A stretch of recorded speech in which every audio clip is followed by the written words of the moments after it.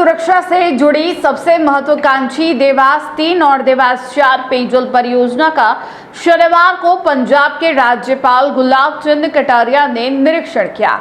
अधिकारियों के साथ विभिन्न निर्माण स्थलों का जायजा लेते हुए उन्होंने परियोजना की प्रगति की समीक्षा की।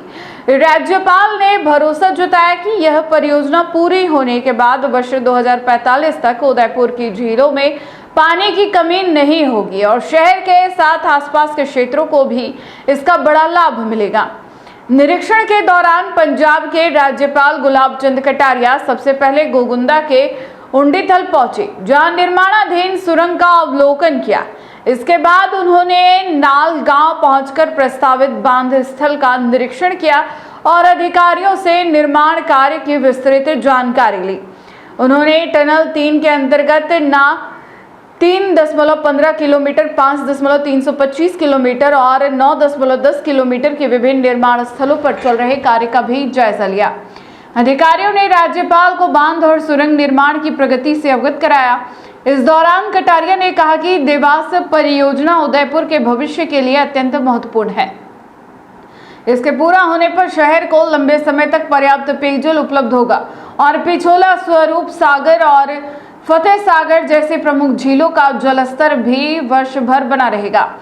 इससे पर्यावरण संरक्षण के साथ पर्यटन को भी कई मजबूती मिलेगी। राज्यपाल ने बताया कि वर्तमान में प्रतिदिन करीब 7 मीटर सुरंग की खुदाई की जा रही है, जबकि निर्माण एजेंसी का लक्ष्य हर महीने लगभग 700 मीटर खुदाई का है।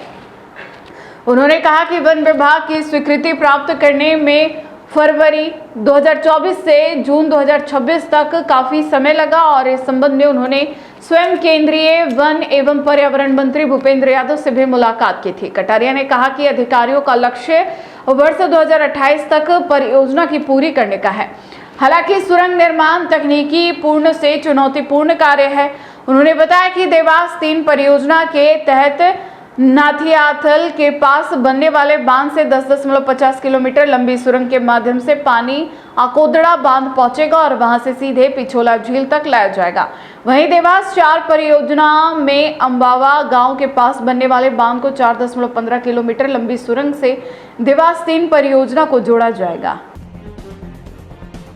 पूरा होगा। देखो क्या है कि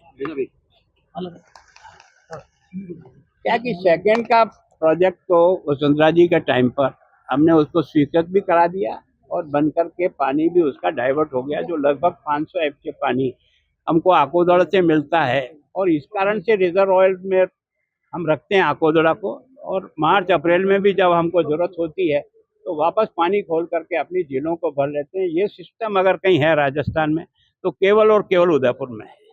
लेकिन हमने सुखाड़िया जी को जो अधूरा सपना रहा था, उन्होंने 4 चरण इसके बनाए थे देवास का। ये पानी साबरमती के माध्यम से होकर के अरब सागर में जा रहा था। इस पानी को ये जो हमारी पहाड़ियाँ हैं ये डाइवर्ट करती है 2 साइड में। पीछे का साइड साबरमती होकर के जाता है, आगे की साइड का बंगाल की खाड़ी में जाता है।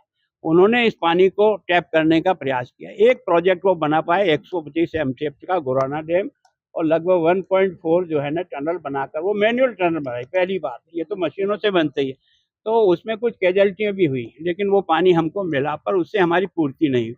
मैंने कोशिश करके उनके उसी प्रोजेक्ट को, जो उनका सपना था, उसको साकार करने का प्रयत्न किया मुख्यमंत्री वसुंधरा जी के टाइम पे, और हमको आकोदड़ा, जिसको देवास सेकंड कहते हैं, वो हमको मिल गया और उसमें हमने जो है लगभग 400 एमसीएफ से लेकर 500 एमसीएफ पानी को डाइवर्ट कर दिया, जो हमारी ये 3rd और 4th जो प्रोजेक्ट बनाया हुआ तो सुखाड़िया जी के समय का ही था।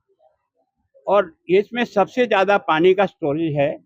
ये जो पहला जहां अपन खड़े हैं, इसका जो डैम बन रहा है वो 703 एमसीएफ की पानी को लेकर के जाएगा। ये जो 2 साइड बनी है, एक साइड सीधा आकोदड़ा से जोड़ देगी और ये दूसरी साइड जहां हमारा डैम बन रहा है 3rd वाला, उस डैम से ये पानी को इधर डाइवर्ट कर देगी। इसके ऊपर 4th है, 4th में लगभग 400 एमसीएफ पानी है और उसको जोड़ने के लिए 4.15 मीटर की और टनल बनेगी। 4th को 3 में लाने के लिए, 3 से पानी 2 में ले जाने के लिए 10.5 किलोमीटर की टनल जोड़ेगी और ये दोनों से पानी मिल करके लगभग 1000 MCF पानी जो है ना हमको ये एक्स्ट्रा मिलेगा और ये सारा ग्रेविटी से मिलेगा। एक बार खर्चा हो जाने के बाद जो 1700 करोड़ रुपए का लगभग इसका खर्चा है, हो सकता है कुछ कम ज़्यादा होगा बाद में जा कर के, लेकिन उसके कारण से हमारे को ही लाभ नहीं, इवन मैं सोचता हूँ चित्तौड़ तक की बेल्ट, क्योंकि हमारे पुरखों ने इसके बाद आपने देखा उदय सागर बनाया हुआ, उदय सागर के बाद में वल्लभनगर बनाया, वल्लभनगर के नीचे बड़गांव बनाया, बड़गांव के नीचे गोसुंडा बनाया, गोसुंडा के बाद जो पानी निकलता है वो इस अपना ठेठ चैनल में होता हुआ वो जो अपना बिशलपुर पानी जाता है, जो बिशलपुर सबको पानी पिला रहा है। तो इस सारे पानी के कारण से केवल हम ही नहीं बाकी सब लोगों को मिलेगा और पीने का पानी जिसकी आवश्यकता उदयपुर, राजसमंद और बाकी जिलों को पड़ रही है, तो इससे उसकी पूर्ति